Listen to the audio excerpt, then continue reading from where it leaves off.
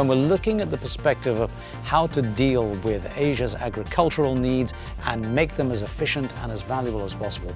What's holding us up here? We know for the most part that one of the main root causes of farmers' low productivity is because of lack of financing. But I believe it is only the tip of the iceberg. You need to look underneath, and it is a complex issue.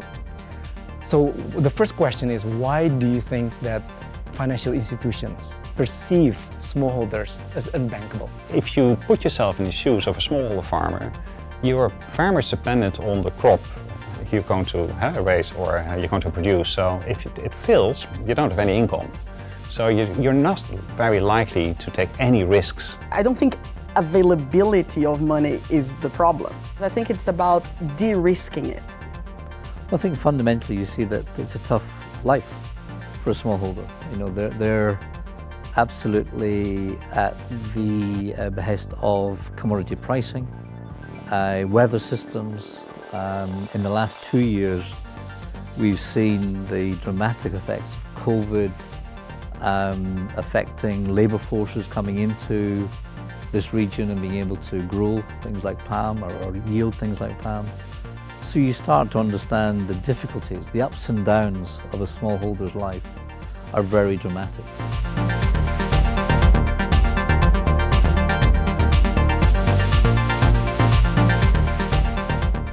What are the essential core elements of a really well-functioning ecosystem? Creating that kind of partnership model and collaboration with financial institutions on the ground in the various different countries is an absolute must.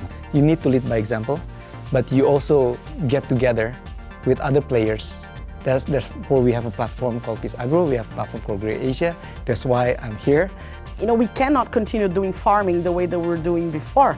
Working with like-minded partners, it's a good way to make it work. We're seeing every form of ecosystem of partnership. We're also working with ecosystems of technology suppliers.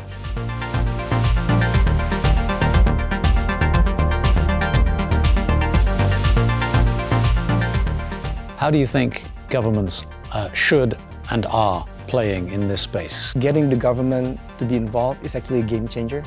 Not only, no one has more resources than the government. Removing red tapes, is still extremely bureaucratic, to be in some of the countries. And data is what is going to de-risk, I think, for many of these other players, for the insurers, for the banks, and so on. Now, the linkaging between the fund, where the money is, the credit, which is associated with the nature and the land in a particular country, and money going to actual farmers in a country, that needs governmental support for that equation to work properly.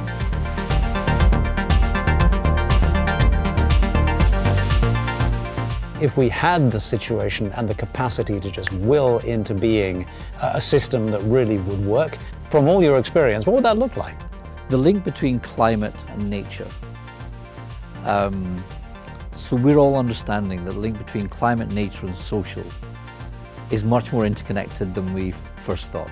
We thought there was a climate agenda, a land development and protection and regeneration agenda, and a social agenda. They're actually all interconnected.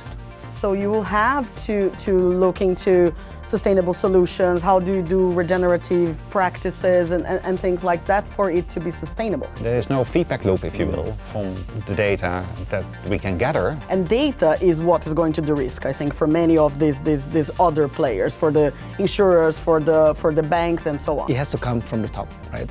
As the owner or the chairman or the CEO, whoever it is, you have to ensure that this view of the triple Ps or the ESG must be a holistic approach, right? And there is no other way. We cannot produce sustainable food, in the way that it's being done so far.